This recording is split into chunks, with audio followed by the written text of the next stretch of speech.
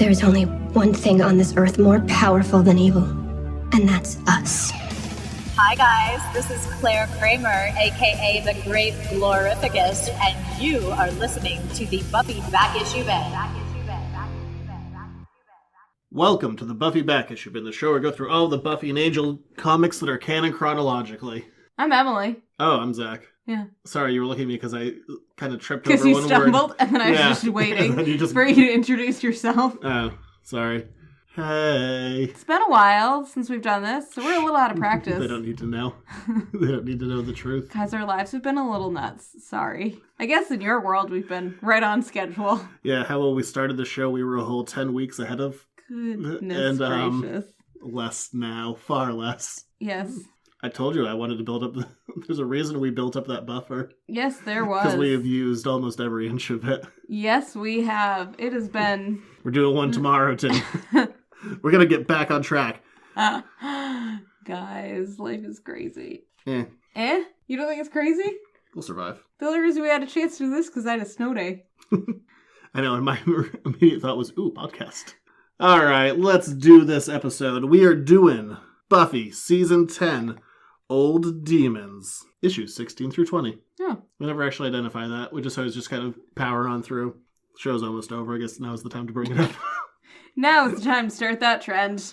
I kind of forgot that they have individual issues because I've only ever read them like this. So in my head, they just are. They are these trades. All right. Credits for this arc. Issues 1 through 3 are written solely by Christos Gage, along with issue 5. Issue 4 is going to be co-written by Christos Gage and Nicholas Brendan. Art for 1 through 4 is by series regular Rebecca Isaacs, and issue 5 is by regular fill-in artist Megan Levins. So there you go. And this is a biggie. We've been waiting for this one for a while. Since the end of Season 8. Has it really been that long? Since everyone's seen each other, yeah. Oh. Or at least since Angel and Buffy have seen each other. You know, the important ones. But if you don't remember, there's a big old demon that's the start of Angel and Spike's lineage that's been sending them bad dreams of them killing things, and they think they're going crazy. Maybe he's just trying to put them under the thrall. His name is Arceus. Yeah. And Angel is coming from across the pond to help with the problem. Yes. They call in Angel, and Angel does not actually bring any other help besides himself. He has a lot of help at his disposal, but instead he's just like, no, I'm just going to come over myself. Yeah, helpful Angel. And we open up this arc with Buffy and Angel looking into the demon Arceus. It's identified that he is not an old one. Buffy and Giles. What did I say? Angel. I just want to get there. We'll get there soon enough, but right now it's just Buffy and Giles. Okay, Buffy and Boy Giles.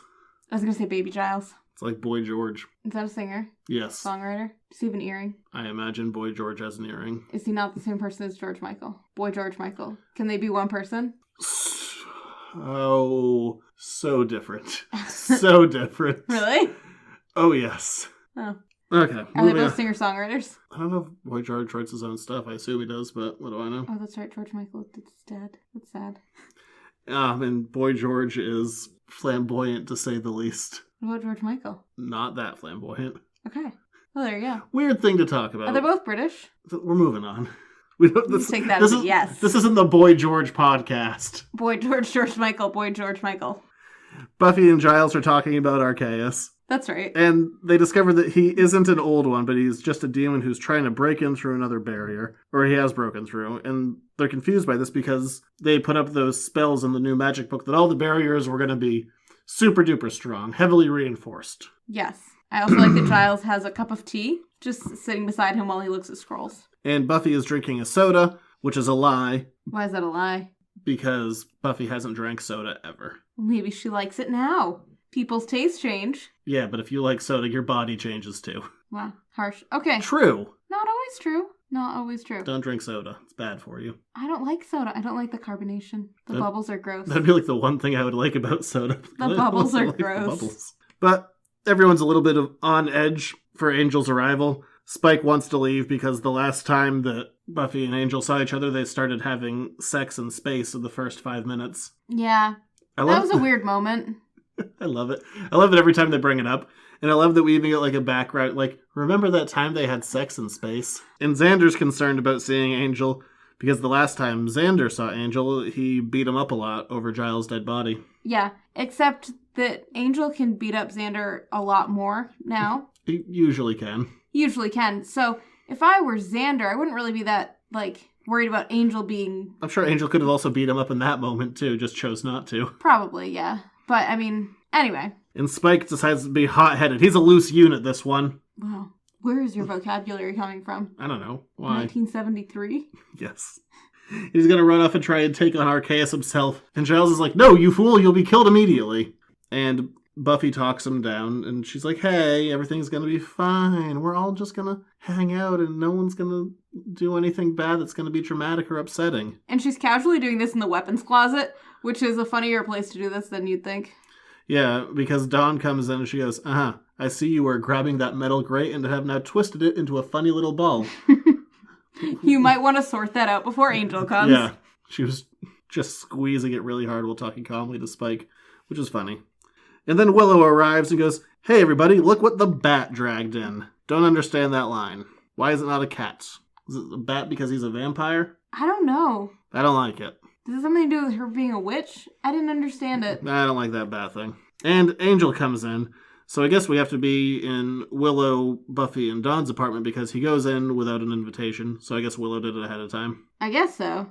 It's not really important. Never really thought about it until I never just thought now. about it until right now either. And I was saying it out loud. Or maybe their verbal invitation over the phone counted. Well, I just talked to Spike. Anyway. I guess he would have had to have talked to Willow like, hey, my flight's getting in at this time. Yeah, for her to come pick him up. And the room is silent. As everyone looks to Angel and Buffy.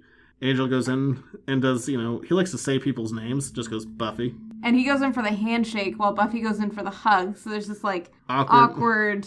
Like, oh, what are we doing? And most of what we see here is nonverbal. The two of them are like, what are we doing? And they hug it out. And Angel immediately wants to have a minute alone with Buffy. Despite the last time he saw everyone, he was trying to kill them all. Yes. And it is an odd thing, though, to walk into a room and instead of, greeting anybody else in the room, be like, hi, one person, can I go talk to you alone? Sorry, I haven't seen anybody for, a million years. Well, he goes, listen, it's great to see everybody, but... Yeah, with no acknowledgement to anybody else in the room. This isn't Xander the regular guy's comic. Let's go deal with the main one. Imagine if Xander had his own comic. No. Did that ever happen? No. Did he have his own miniseries? No. Willow got hers. She's visually interesting, because she goes zip, zap, and pow with the magic. And Xander can go, look at my eye patch. Yeah. It's a fancy eye patch. Ooh, that could be what your Halloween costume is. Can eye patch me, Xander? I like that.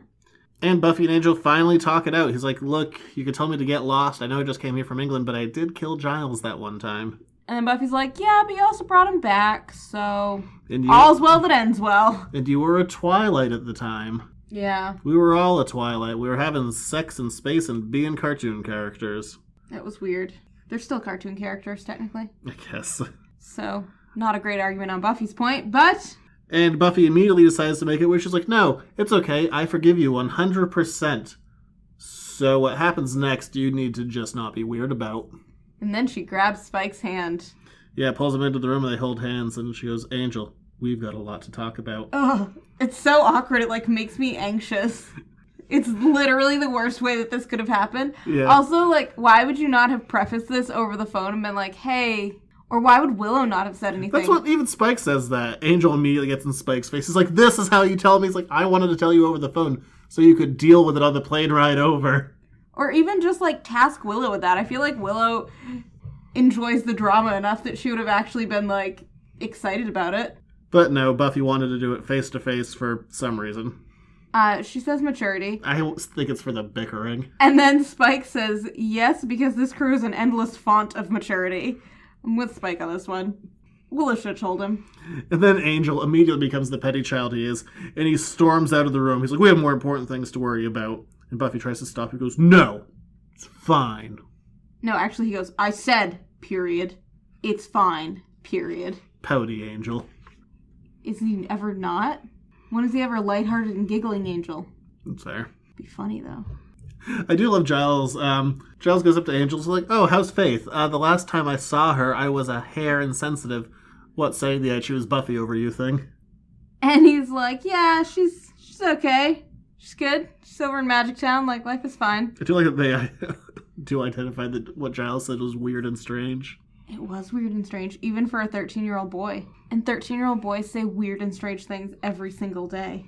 Xander asks Angel if he's been having weird and strange dreams about murder. Are we going to say weird and strange more? Can that be the title of this episode? No. Weird and strange? No, I want to name it. I don't know. We haven't got there yet. We haven't found a catchy thing yet. And again, I don't know why this information wasn't shared with Angel before, but, I guess it's good to recap for everyone. If they're going to go out and go hunting, and Giles goes, well, since Spike and Angel are most susceptible, maybe we should leave the two of them behind. Why did you invite Angel, then? Yes. Also, the way that they're talking to Angel, it's like they didn't actually tell him anything about what he was coming over to California for. They were just like, Angel, come to California. And he's like, sounds like a great plan. I'll be right there. It could be an intervention for all the drinking he's been doing. Don't tell me about it till I get there. Yeah.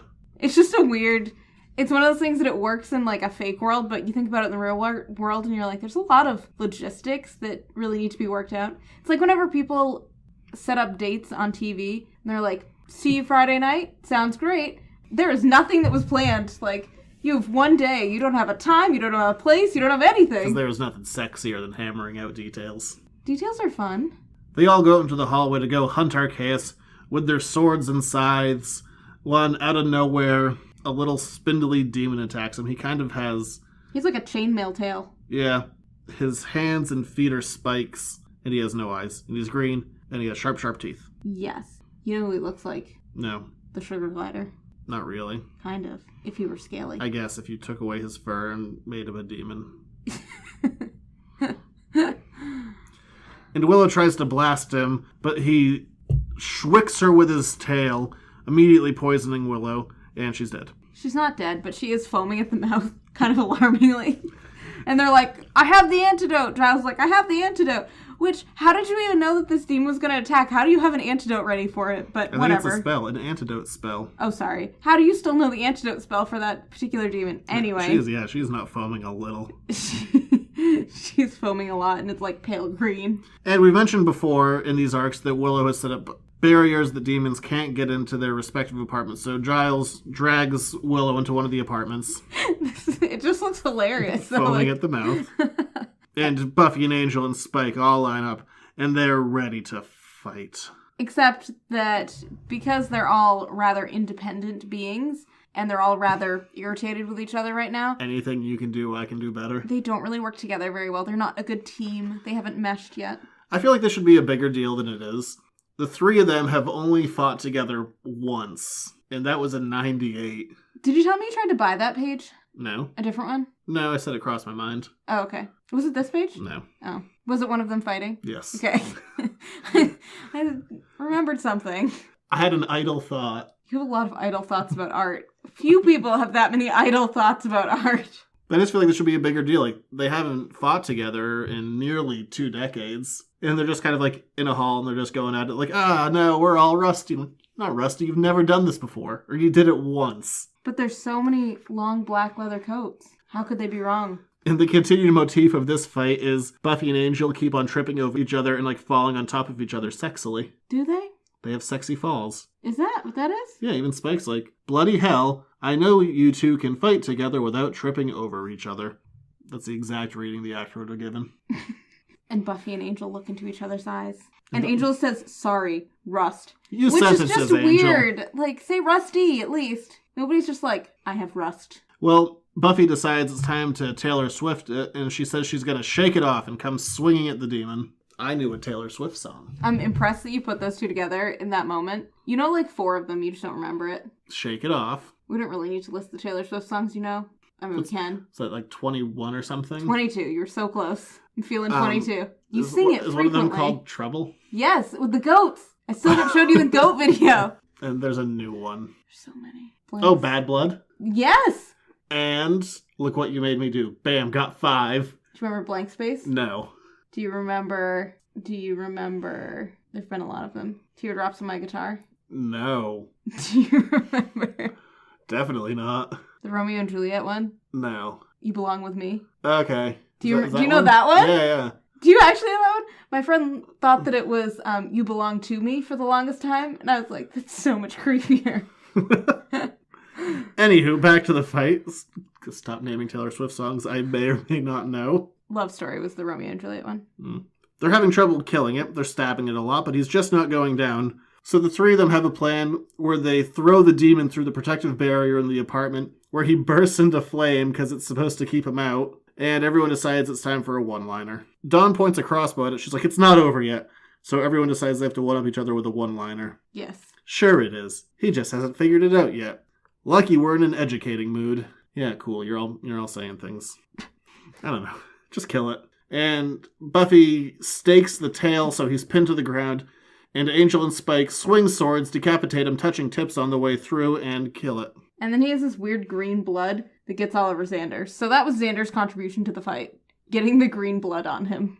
And they have a post-fight powwow where Spike is sad because the three of them were fighting like the Three Stooges. Not as funny, but okay. It's a little slapsticky, I suppose. I appreciate that Buffy's hair is mussed in this scene, as it should be. When you're fighting a demon with your hair down, it's not just going to be like, whatever, perfect. Angel's like, yeah, we just need a little practice. We don't have time for a montage, Angel. And Willow staggers out of the room because Giles has...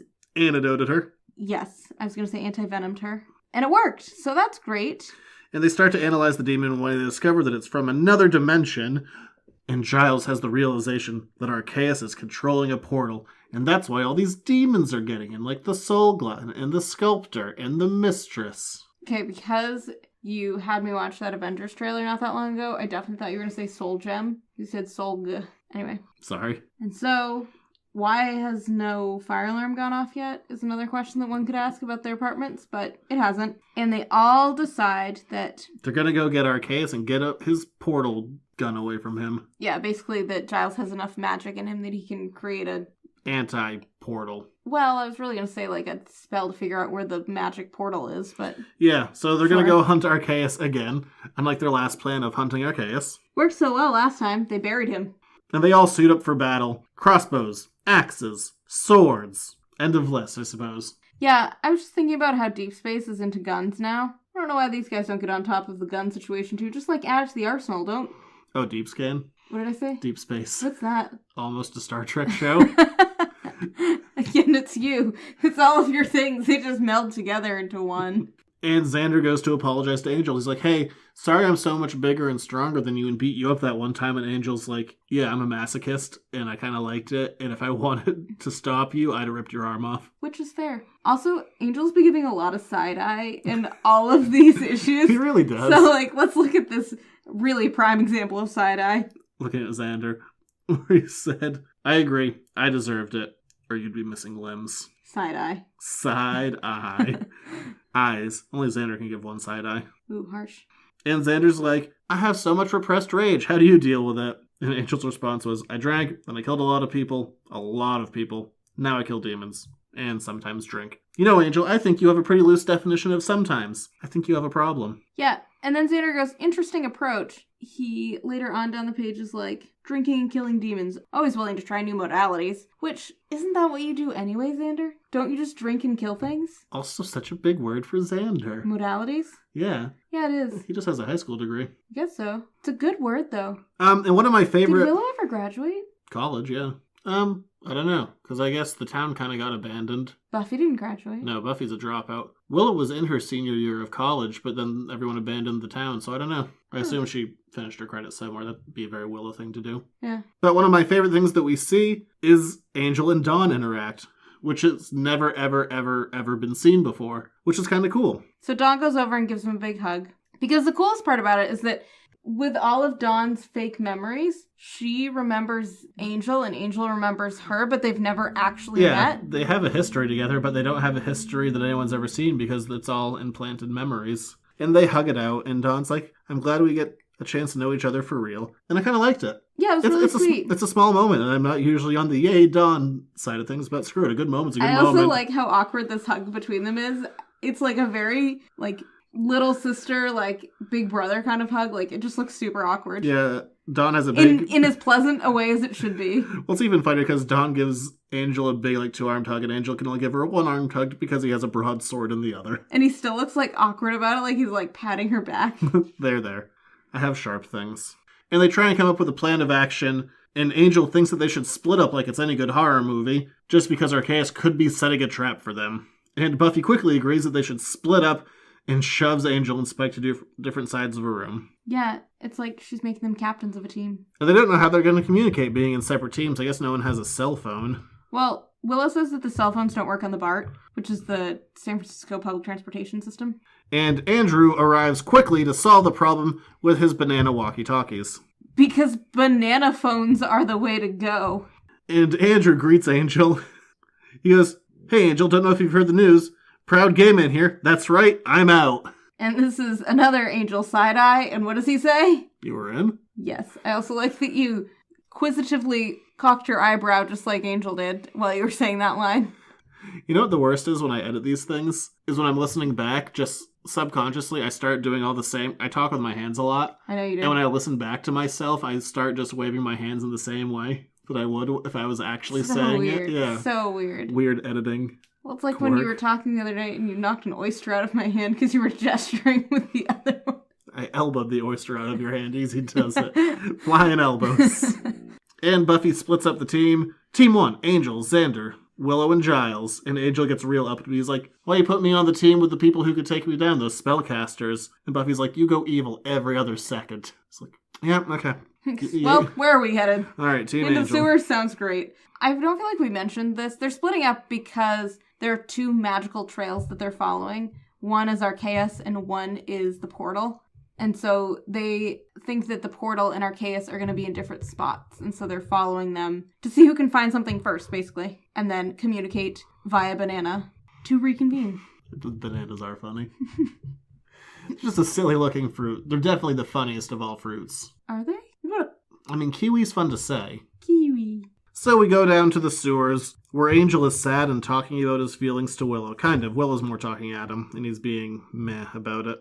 And Willow's like, "Look, just Don't take this personally. don't take it personally that, like, you're with the spellcasters, because Spike already got taken over by Arceus, so we're pretty positive that you're going to at some point." And we already tortured him for like a day over it. You're next, buddy. And she's like, "So, what's up with Faith?" He's like, "Oh yeah, it's tense with that. It's tense with Buffy. I screw up all my relationships." No, that's Willow's theory, and it's a good theory in my world. Yeah, I agree with it. Because she's like, "I just broke up with a demon myself." And basically the idea is that demons are static beings, but humans, They're immortal. the demons, yeah. But humans are very changeable. They're still flexible, they are moldable. And so the humans change, but the demons stay the same. And that's why it just won't work out in the end between demons and humans. But she's thinking that because Spike recently got his soul, he's still in the changeable aspect of things. So yeah, you might have like a big thing. That was only a few years ago, and Angel's like, "I got my soul back over a century ago." She's like, and how are you different from 1922? He gets all uppity. He's like, "I used to be this brooding, tortured mess racked with guilt, half the time drawn from the world, the other half jumping into these crazy grand gestures that were inevitably going to blow up in my face to try and make up for everything I'd..."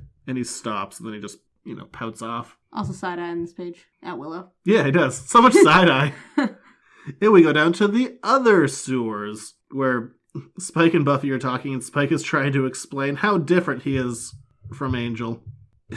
Just ends up listing all their similarities, like, well, he's Irish. And Buffy gets so mad that she's just like, "Guard the rear." Yeah, just walks away. Spike and Dawn talk about Spike's feelings, and Dawn's like, "Buffy has faith in you." Are they in a feelings hallway? It's not The Flash. If you watch The Flash, and they've never, said as much, but there's this one hallway that everyone always goes into, and I call it the feelings hallway. Because whenever they're going to have an emotional talk, they go into the feelings hallway. There's no wait. There's always a no wait in that hallway. Well, Can you come into this hallway with me? Yeah, I call it the feelings hallway. And you know what? I'm never wrong. My favorite part was when they had a crossover and characters who weren't on that show still used the feelings hallway to talk about their feelings. That was my favorite.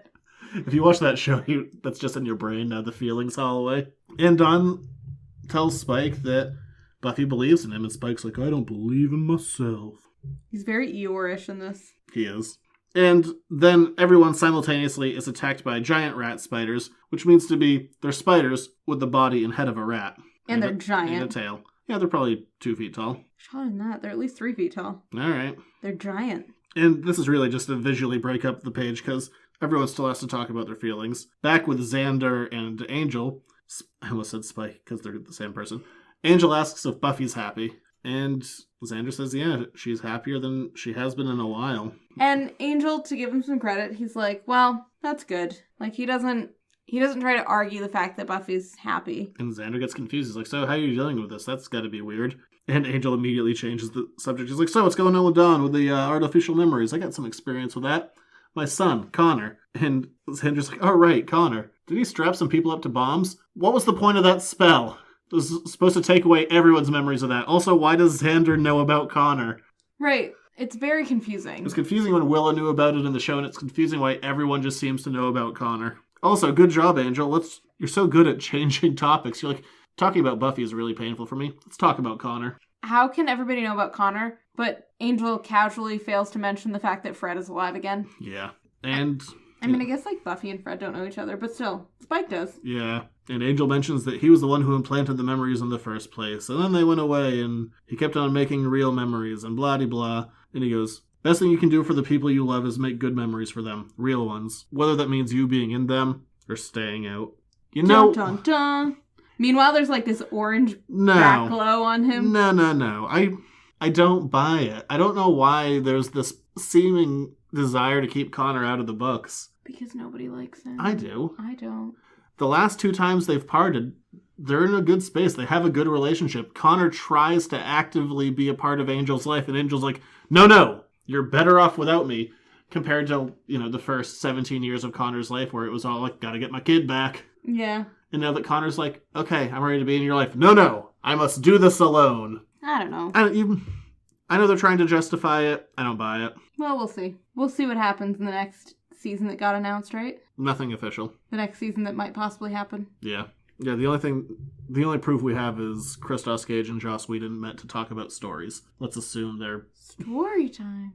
About that. And then, for some reason, everyone comes out of 2 different tunnels in the exact same location. At the port. Yeah, so splitting up was pointless. Yeah, they're like, wait, so the portal and Arceus are together? Yeah. Yep. Yeah, I mean, So the splitting up was so that we could have some feelings conversations, not all together. That's really what you have to do with ensembles. If you want people to get their bits and pieces, then you kind of got to break them all up. It's hard for 8 people to have a big conversation about their own individual feelings. Yes. Scripting-wise, yeah. Rationale, yeah. Anyway, so we're all here to fight. And Arceus breaks a ship open. Yes. Just tears it open, and he's like, haha, it's so easy to manipulate. And a bunch of the new vampires attack them. And they see a box that's, like, glowing with purple and rather ornate. And they decide that must be the portal box, which has a real name. I don't think we've said it yet. Okay. I think they call it the Restless something. The Restless Door? Yeah, the Restless Door. And Xander sees the Restless Door, and he just goes with his axe and tries to hack it, pulling a Gimli, having his axe shatter on its mystical forces. Yes. And Giles is fascinated by it, but Xander's, like, mourning the loss of his favorite axe, which I totally get, poor Xander. But also, poor choices to try and ruin the magic thing. It's your own fault. So Giles is like, give me a minute, you guys hold everybody off, and I will try to work on this magic box thing. And all of the vampires attack who are all in their giant bat form right now. Gross. Yeah. And Willow kind of takes them all out pretty easily. Or not all of them, but a good chunk of them. It just sets them on fire, so Arceus zaps her with his own magic. I feel like he should have a different magic color than her. They both have green magic, it's weird. It's just easier to discern if they have different colors. Yeah. Whatever, neither here nor there. And so Willow's out of the picture again for a little while. And now it's just Buffy, Spike, and Angel who are left to fight Arceus again together. This time, will they be more coordinated? And Spike's like, hey, you gave us both bad dreams that brought us together. You had a terrible plan. Ha ha. And Arceus just goes like, nah, I had a good plan. He's like, time to be weakened by your greatest enemy. And then all of a sudden... Well, he has a better... He just says, I gave you time. Time for your fears, hates, and doubts to rise to the forefront of your mind, making you susceptible to my influence. I'm not doing the voice effect. You went higher on that one. I know. Time to be weakened by your greatest enemy, yourselves. And then, once again, someone's under the thrall. Again. This time it's Angel. And he stabs Spike, who's been stabbed for, I don't know, the 7th time this season. Also, I like that Arceus in the background is just laughing, but the onomatopoeia is like bright red blood letters, like... I feel like you lost the laughing somewhere in there. Yeah, so, big surprise. Someone's under the thrall. Big surprise. Spike was stabbed. Welcome to season 10. Yeah. Big surprise. Angel went evil again. I know. So things aren't looking great. We're on to our last issue.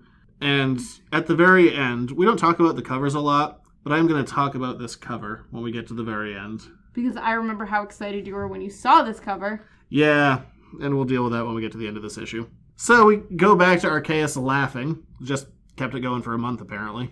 And we're all falling apart. Because Willow is like smoking green smoke coming off of her. Buffy is trying to break up Spike and Angel. Angel's still trying to stab Spike. It's all a mess. Yeah. Spike knocks Angel off, and the two of them start to have it out, while Buffy just has to fight Arceus one-on-one. And whatever can they do? Just keep fighting, really. Yeah. Willow gets back in the game, kind of, but she's still, like, falling apart here. And Arceus says that the reason that his magic works over even Spike and Angel is that he can't control them as easily as he can other vampires, but if he gives them something that they really want, then they'll just go for it. Like stabbing Spike.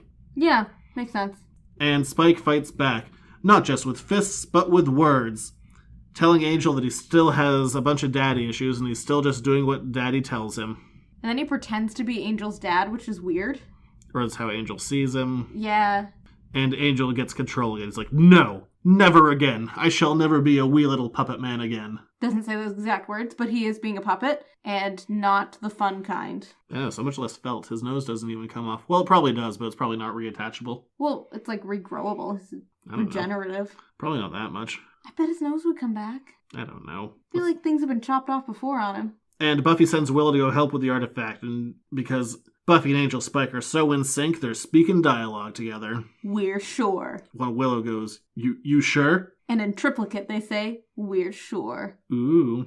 And, I'd like to say they have some grand plan, but it's basically hit it with pointy things. And they do, but in enough unison this time that it works well enough. I guess. Spike gets stabbed twice more. Again, from chest to back by Arceus' angry, spindly legs. Yeah. Willow and Giles are still trying to work on the box because it's not working out super well.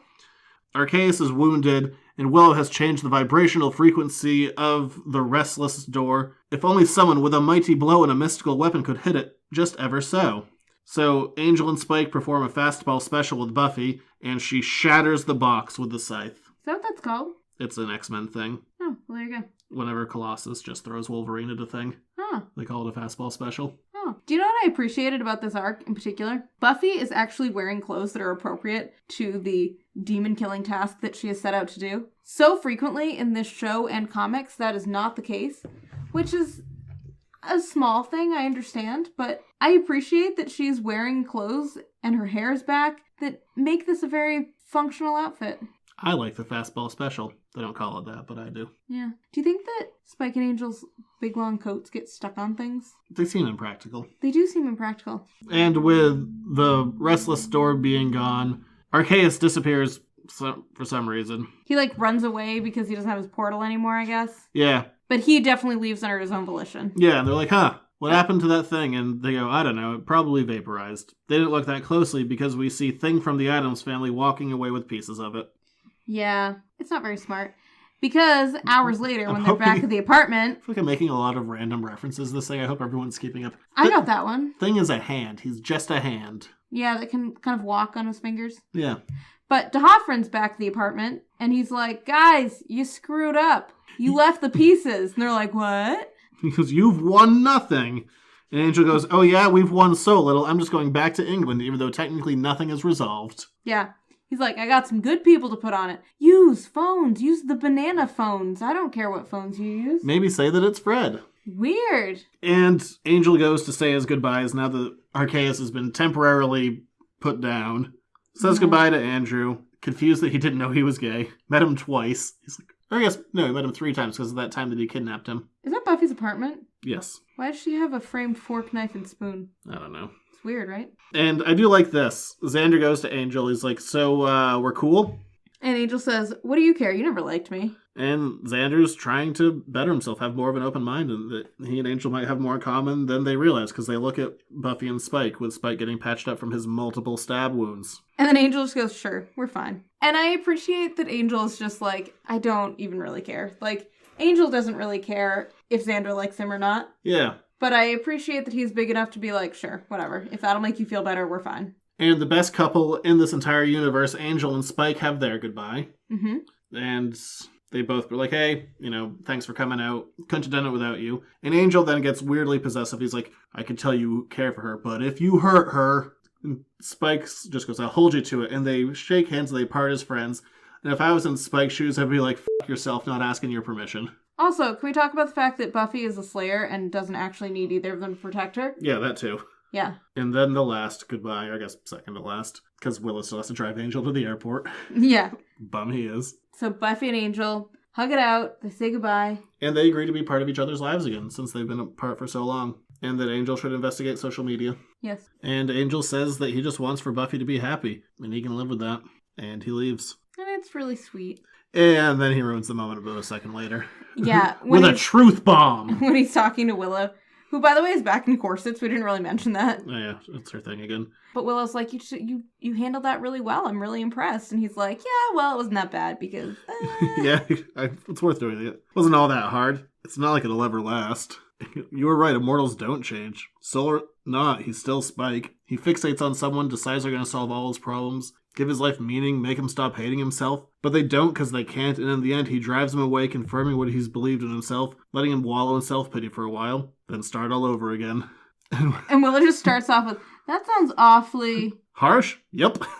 I actually thought that she was going to say, that sounds awfully similar when I read this the first time. But yes, it is harsh, but also very much like what Angel would do. But then he gets really down. He's like, he goes, part of me kind of hopes that it works out so I can see that things can happen for guys like us. But I've lived a long time and never seen a happy ending. My experience, it's the happiness that always ends. And then the issue ends on that. And not only the issue, but this little arc. And something I don't like about that, and I know that, if you're down, sometimes you forget about, good things that have happened in the past. But that just brings me right back to the very end of After the Fall, when Connor's alive again and he goes, and, the two of them are in tears. He's like, Dad, is this a happy ending? And Angel, through sobbing tears, goes, I don't know, I've never had one before. And now he's like, there are no happy endings. Shut up, idiot. Yeah. With this being the end of these three, I kind of want to tackle them because these really are the main crux of this entire, graphic episode. Novel. It's only 3 issues, but I kind of like that aspect of it. Me too. I like that it's tight. Yeah, you can tell the story you need to tell, get in, get out. A big problem that so many modern comics have, I'm sure I've said it before many times in many spots, but writing for trades hurts stories. Yeah, sometimes, if that's the story you're telling, it's 5 or 6 issues, great. You squeeze it, you work in the space you have, but a lot of times we got to pad for space, because I have a good idea for a couple. Yeah. But not necessarily a whole story. Angel coming back is a big deal, and I like it. Yeah, I thought they handled it well. It feels similar to, the episodes where he would come back, where he would just come back, help with an issue, and get out. Yeah, but the only one that this bugged me a little bit is he came back to help something, and they didn't actually solve it. Yeah. And nothing is really set when he goes back either. It's not there's no natural break, like where Faith goes back to England or she goes off with Deep Scan because she's trying to get away from Buffy, and, it doesn't feel as natural as it did to get Angel over there to send him away again. Yeah, his own book is suffering for him not being over there right now. We'll talk about that next week. Or tomorrow. Yeah, depending on what timeline you live in. If it's ours, it's tomorrow. But I also find this interesting because we finally really get Buffy, Angel, and Spike interacting after all these years. There's a little bit with Season 8, but there's also the big argument that that's not, really Angel. Mm-hmm. You get a lot of Angel and Spike talking about Buffy, Buffy and Spike talking about Angel, whatever the other combination, I didn't say talking about the other one. Buffy and Angel talking about Spike. Yeah, but you get all those, and we almost never get them actually all together. This is basically the first time since they've all had sex with each other. Weird. I did appreciate the fact that they made it 3 issues instead of trying to squish in a crossover into one just to be like, that was fun. Look, now let's get Angel back to his book before he's missing from from it for a week. And then I want to talk about the cover. The cover of the third Yeah. issue, just to be clear. That cover got me immensely excited. I am obviously a big fan of all this stuff. Are you? And I like all the soap opera aspects of it. Oh, do I know. And in the first few seasons, and even for a few seasons after that, I would even go as far as to say the last season of Buffy, I was on board for the on-again, off-again aspect of Buffy and Angel's relationship. But I'd say at about the end of 2003, maybe 2004, with some of the Angel stuff, that I would buy the two of them, like still having a potential for an on-again, off-again thing. But at this point, it's been like 18 years. Right, and in their reality, it has not been 18 years. It's been close. It's been a long time. It's not been like 2 seconds. Yeah, I mean, this is... I'd have to do my own count out again, but I think this is probably like 2011, 2012. If they broke up in 1999, that's too long to be carrying a torch for someone that you dated on and off again for a couple of years. But the reason that the cover got me excited is we see Angel standing in the background, kind of reaching out, and Buffy is walking away from him, and she is throwing down the cross that Angel gave her way back in, I think, episode 2. Okay, now that I'm looking at it, her hand looks like she's just dropped something, but the cross is really large. Yeah. And kind of in shadow's not the right word, but it's like superimposed on top of the two of them. Yeah. But the whole combination together does make it look like she's throwing the cross on the ground. And that if Buffy is walking away from Angel, removing this thing from the past, that she is finally, definitely moving on. And that's what I was looking forward to in this arc. That they could go, we are 100%, there's nothing left at all. And we don't get that. We still get that little nugget of Angel going like, it's not going to work out, so it's fine. Still, the door is still open for Angel. Yeah, and that's the weird part, too, is that, like, Spike still has, hanging around in his past. He still has Drew, and he still has Harmony, and they're both around, too. And so, like, that's all cool. Angel doesn't really have anybody else besides Buffy. Yeah, I don't know. To go back to. I would have preferred more closure on that relationship. That cover kind of tricked me into thinking that's what this was going to be, and I didn't get that, and that's really, I think, what I want. Yeah. And it makes sense, too. Like, the thing that Willow says about how the immortals don't change, but the mortals do. We'll tie right into that. Yeah, Buffy's changed a lot since season 3, when they broke up for real. Yeah. And they've been together-ish a little bit since then. But, yeah, that was kind of the only downer for me, is I was looking for that. I want that window to be closed. I hate that they keep on just leaving that crack there, like, oh, I don't know. Well, they won't, they? Yeah. You know what? They won't.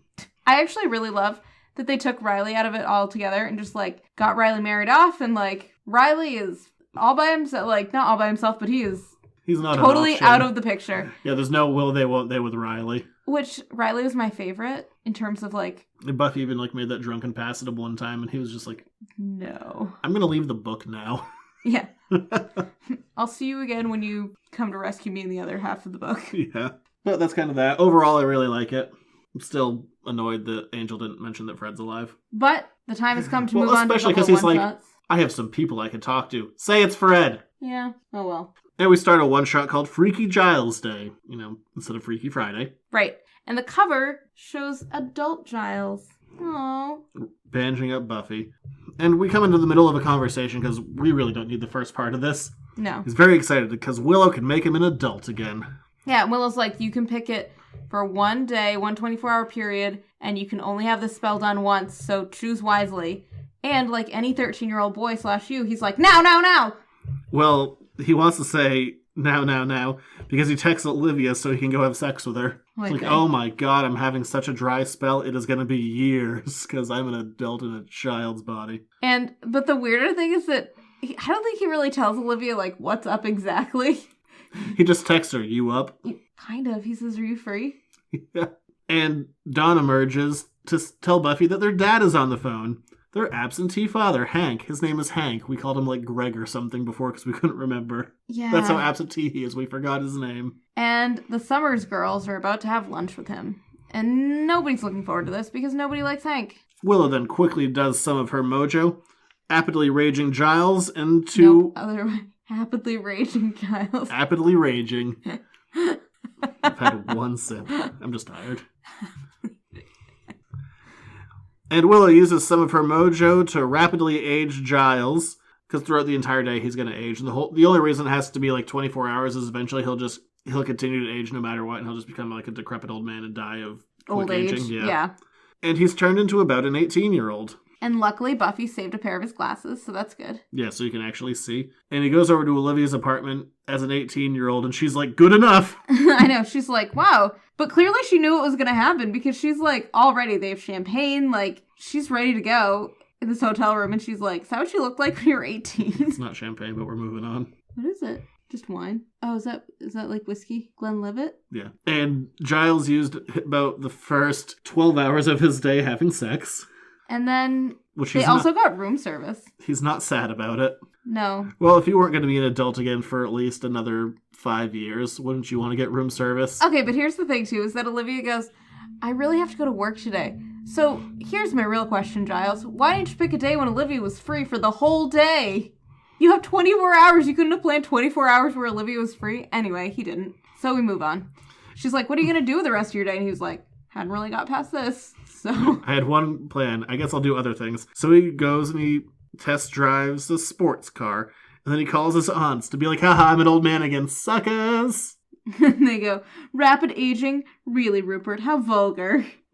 I love that. And he comes back out to try and give everyone life advice. Willow is going in for a job interview with Theo Daniels, the guy who ran Tin Cannon. He doesn't think she looks professional enough, and she's like, there's beanbag chairs and yoga breaks and a ball pit. I'll be fine. And Buffy and Dawn are in a little bit of a hizzy? Tissy? I almost said tissy. That's not a thing. A tizzy? Tizzy, there we go. Got there. You didn't get there. I got there.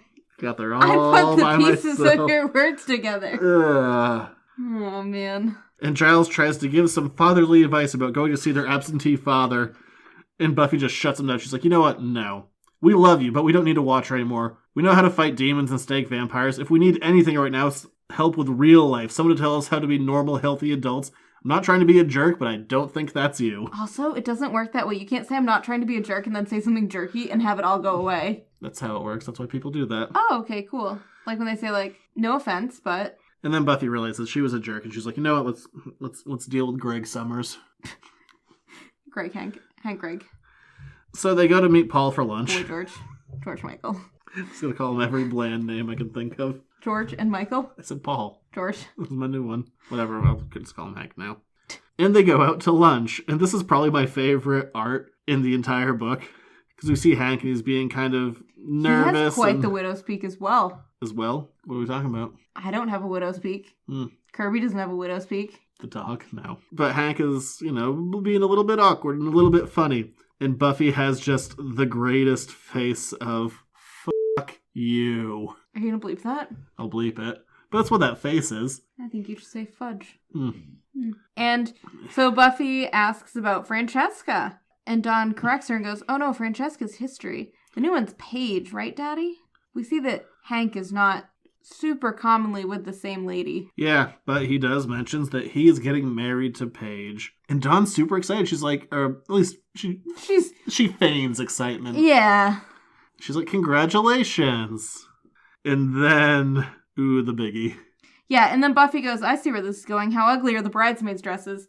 And then it takes a quick 180 and goes south fast. Yeah. Hank goes, here's the thing.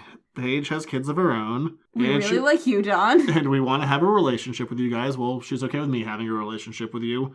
Buffy, you've been in tabloids, you're on TV. She knows who you are and what happens to people around you. Dawn, we'd love to have you at the wedding, but Buffy, Can you just, stay home that day? We think it'd be best if you didn't come. I'm sorry. We have to think of the kids. And I read that, I think, 3 times to be like, is this actually happening? The answer is yes. What a scummy guy. Yes. And then Dawn refuses. She goes, no, I won't be a bridesmaid now.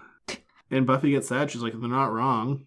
Tara, Anya, Jenny Calendar, Giles. We have to say Jenny Calendar's full name in case you forgot who she was. She was less important. Giles also has come back, so. Yeah. And, boy, that's an awkward lunch. And then we just leave them. Yeah. Can you imagine what happens next there? They're just sitting there, and they haven't eaten yet. There's no food, so now they have to sit through the food portion of this. I know. They're only at the chips and salsa part. Did they have guac? Did they have to pay extra for it? I don't know. Deep questions. And Giles, who's feeling sad about not being a father figure anymore, goes out to get a beer with Xander now that he's over 21.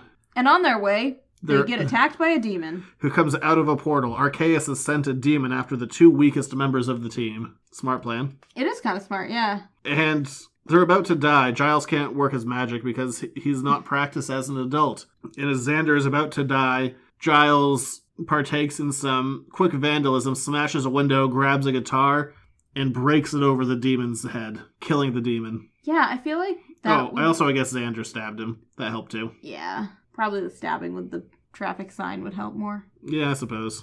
But out of nowhere, Willow rushes up and she's like, guys, are you okay?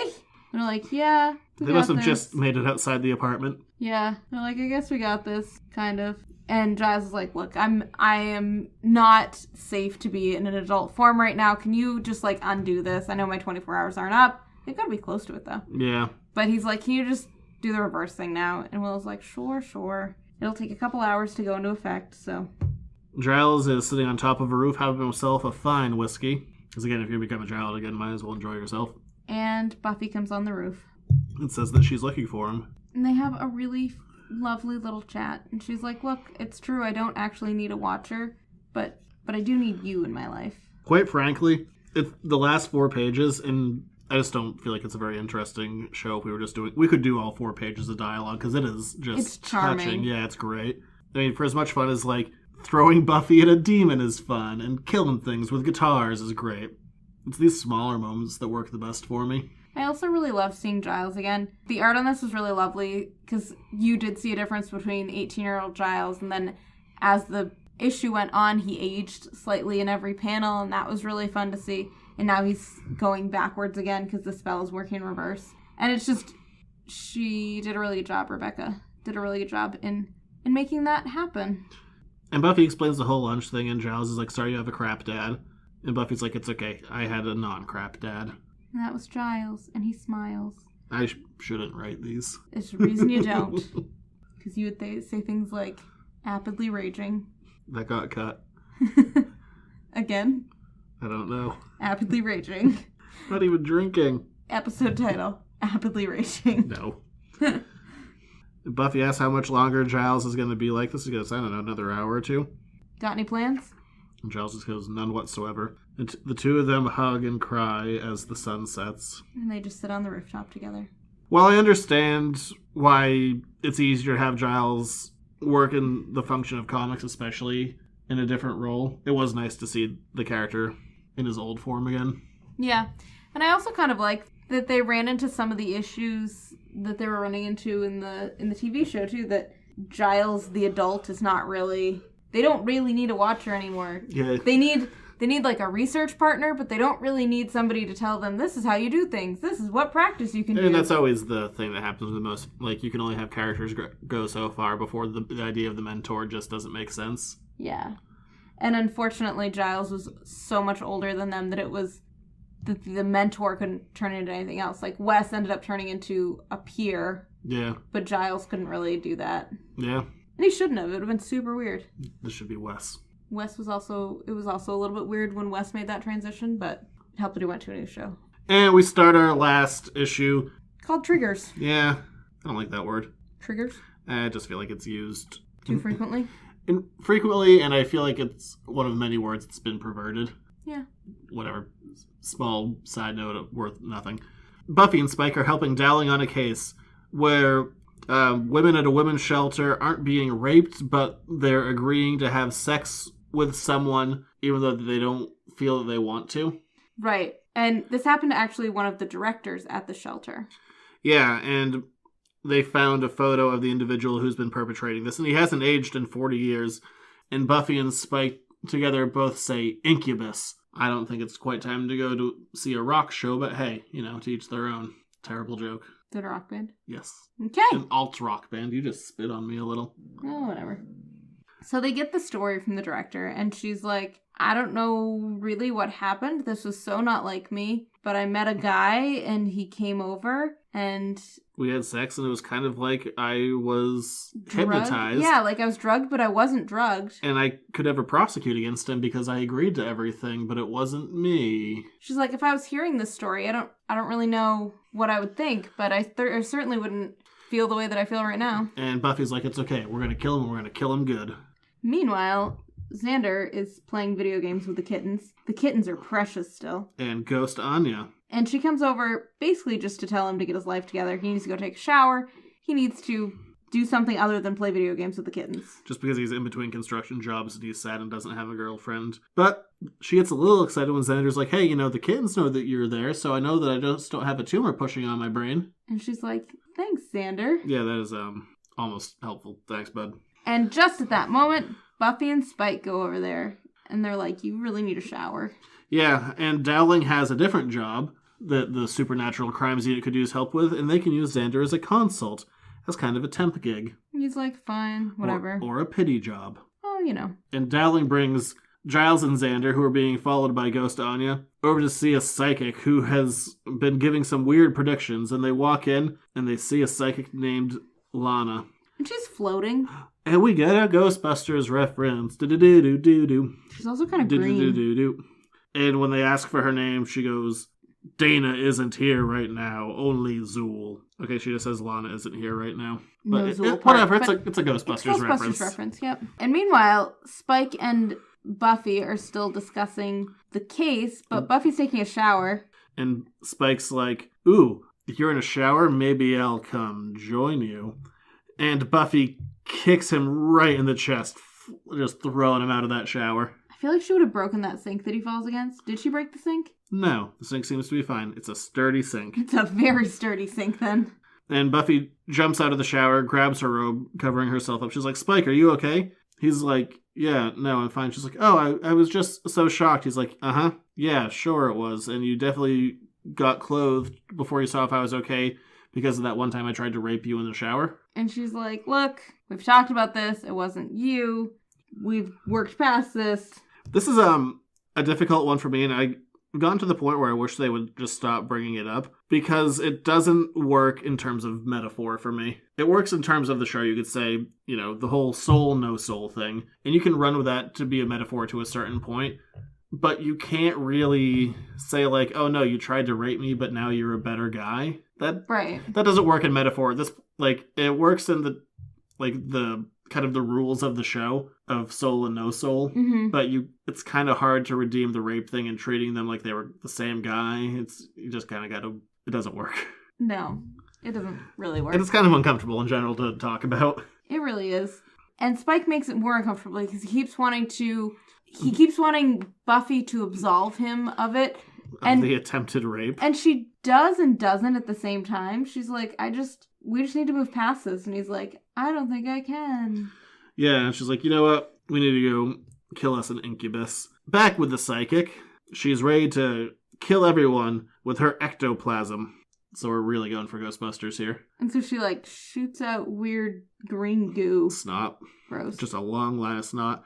She's going to grab Xander, and Anya goes, Xander, look out! And this psychic with her ectoplasm grabs Anya. It's a weird moment. And Anya's like, you can see me? No one invited you, bitch.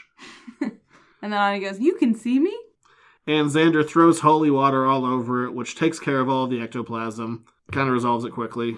And Lana falls out of the air where she was floating. Now just a regular lady, unconscious. And Xander's cradling her in his arms, and she comes to for just a second. She goes, Z. I love how they identify that Xander really sounds like it starts with a Z. Yeah. Z. And then it's Xander Harris, the soul of Anya Jenkins, is at rest. This presence that's believed to be her is not. And Xander's face is just sad. It's not mad. It's not, scared. It's just, It's kind of a bombshell on his life. It's the one thing that he had was the ghost of his ex-fiancée, and now he doesn't even have that. And back at the Women's Center, Buffy has set a trap just knowing that the incubus likes to have repeat victims. So he's going to come back for the director. And the director talks about how she's learned from these women that kind of the most important thing about getting past these kind of assaults is learning to love yourself and a few other odds and ends. Yeah. Really glossed over that important topic. Yeah.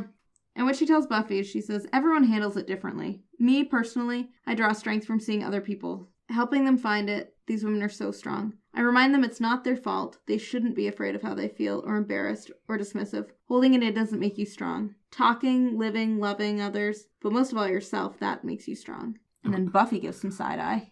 I think that's more of a thankful side. I'm glad we took the moment to actually deal with the main theme of this issue, and then stuff going, like, another stuff. Yeah. What was that accent? The stuff. And she's like, look, that's what you gotta do. You can't just give up. And you can't ignore it. You can't push it away. You have to kind of push through it. And the incubus shows up with the most charming opening line. Hello, little pigs. Unlock the door and let me in. Like a Three Little Pigs reference, but there's only 2 of them. And they don't have any hairs on their chinny chin chins. Probably not, no. And he uses his incubus powers to open the door, and it looks like he's about to have his way with Buffy when Spike comes bursting in through the window, and Buffy's like, hey, guess what, bitch? I'm a slayer. Your dumb crap don't work on me. And she cuts his head off. Yeah. And his blood is blue, which is weird. Kind of like a teal. And that's the end of that story. Well, at least the end of the we killed the incubus thing, and now maybe Buffy and Spike have a chance of moving on. And they talk about it for a little bit. And Buffy's like, look, the thing that she's like, I was the victim in this. You weren't. So you can't keep making it about you. You can't keep making it where I need to forgive you because I need what I need. And she just says, I'm going to deal with it differently every day. It's not going to be consistent. There's not kind of a defined roadmap for how I cope with this. She goes, but sometimes I could just use a hug. That's really sweet. Hug. And we finish off with some Xander and Anya stuff. Anya's excited that she could be a real girl again, potentially, and Xander considers telling her the truth. And then, being the sad sack he is, chooses not to and asks Anya if she wants to watch wrestling. Right. It's just heartbreaking. He doesn't have anything, and now the one half thing he had is he found out isn't real. But our last scene of this issue is Anya, or Ghost Anya, or not Ghost Anya, in a cave. It just says elsewhere. Yeah. And a disembodied voice is talking to her, saying that Xander is a susceptible state, that Anya's performed her tasks well. But she mentions that she never remembers these kind of reports and these meetings that she has with this unknown entity. We'll call them the big bad for this season. Spoiler. Well, it is. Not saying who or what. And Anya's like, you promise you won't hurt him? Because I care about him now. But then she also goes, he doesn't think I know, but he found something out. I'm not really Anya, am I? And the disembodied voice just goes, doesn't matter. When this is all over, you'll be as real as she was. Harsh. Weird. And that's the end of that arc. I like the first one shot a lot, the Giles one. Because, I mean, even though so much of last season focused on the resurrection of Giles, and it's been nice having Giles back in the mix, and he certainly has had his own arc, it's nice when we could get one-shots that just focus on a single character. Yeah. It feels like it just gets to flesh out their story a little bit more, because, ensemble books, you don't always get that. Like, even that Buffy and Angel thing was all about Buffy, Angel, Spike, get to the background, everyone else. And I also like, too, that the Giles becoming an adult thing was not just like, look at all the things I can do now that I'm an adult, but it was also like, how do I function within this group now? What is my dynamic with the rest of you? Yeah, exactly. I like that was actually the main focus of it, not just like, look at Giles having fun for 12 hours. Yeah. The last one's a little weak. Like I said it, I just want to move on from the rape thing just because I can't get my brain around it working functionally within a metaphor. I can deal with Buffy having to cope with that and trying to get over it, but I also don't think you can also simultaneously work in Spike dealing with his own treatment of that situation. Yeah. I just have to separate it as like pre and post Soul, like they were two separate guys. Like Angel and Angelus. Yeah. Yeah. That's the only way that I can rationalize that in my brain and have it be like, yeah, I don't know. That's my thought on it. I agree. And I think that the main story and then the first one shot were both really strong character pieces. And the Anya thing. Like you.